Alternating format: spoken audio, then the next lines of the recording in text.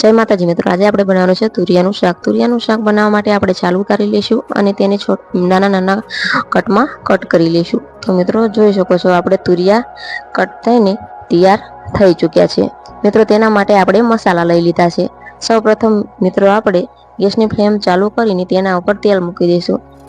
તેમાં આપણે તેલ ગરમ થઈ ગયા પછી રાઈ એડ કરી પછી આપણે જીરું એડ કરી દઈશું। મિત્રો જોઈ શકો છો બંનેને એડ કર્યા પછી આપણે મરચું અને લસણ એડ કરી તેને સારી રીતે મિક્સ કરીને તેમાં આપણે કટિંગ કરેલા તુરિયા એડ કરી દઈશું। તો મિત્રો જોઈ શકો છો તેને આપણે હલાવીશું। પછી જોઈ શકો છો હળદર અને મીઠું એડ કરી દઈશું। હળદર મીઠું પછી મૂકી દઈશું। તો મિત્રો થોડા વાર ચડ્યા પછી આપણે તેને એક ચમચામાં લઈને જોઈશું। જો ચડી ગયા હોય તો આપણે તેને આ રીતના ચમચામાં લઈને દબાવી જોઈશું। મિત્રો આપણા તુરિયા ચડી ગયા છે। તુરિયા ચડી ગયા પછી આપણે તેમાં મસાલો એડ કરી દઈશું।